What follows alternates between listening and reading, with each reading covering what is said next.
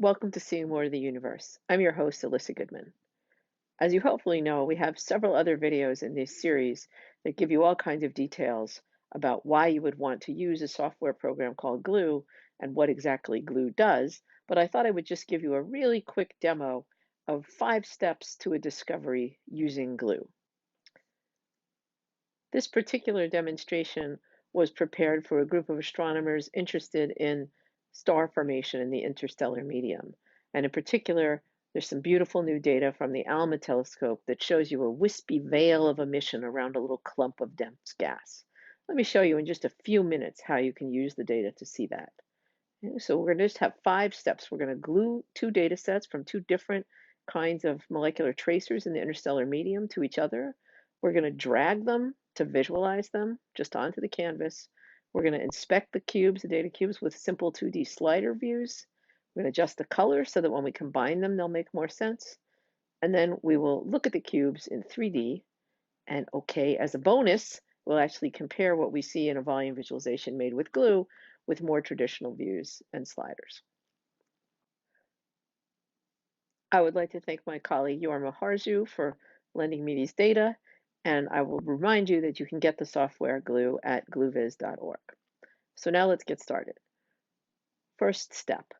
I'm not showing you the step of loading in the data because it literally involves dragging the data files into that window where you see them now. But let's say you have these 2 data sets, which are 2 spectral line data cubes loaded into Glue, and you want to connect their shared attributes.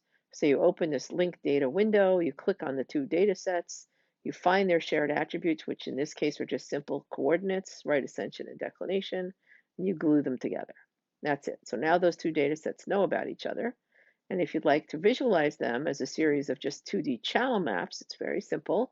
Just drag them onto the blank canvas, and you see right away that they open. They're in FITS files for the aficionados, and you can see that they just automatically open in some grayscale mode. But eventually we're going to want to combine these 2 datasets in a volume visualization, and we'd actually like them to be different colors. So in the background, I've just chosen colors, red and blue, one for one spectral line and one for the other. Do that with the color picker that's over on the left. All right, so that's pretty easy. And now, oh, it must be hard to create 3-dimensional views. No, it's not. You just choose 3D volume rendering instead of a 2D image in that dropdown.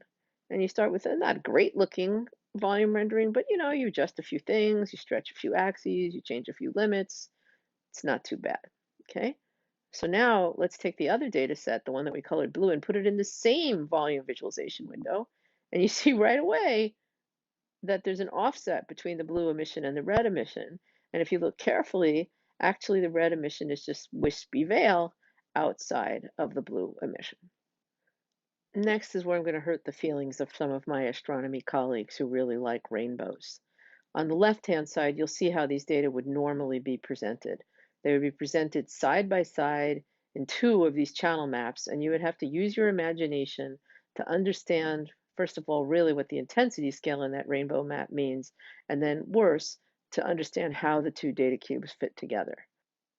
On the right, we can see a simple output from Glue that will go ahead and let that rotate, so you really get the idea that there's a dense blue thing with a bunch of wispy red stuff on the outside.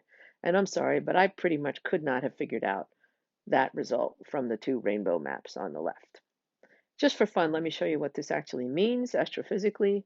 That little red and blue blob fits right there in the Ophiuchus star-forming region, and it turns out that the wind blowing from the bright stars on the right probably skims the very low density gas off the surface of a dense blob, and it collects behind in that red pool that you see.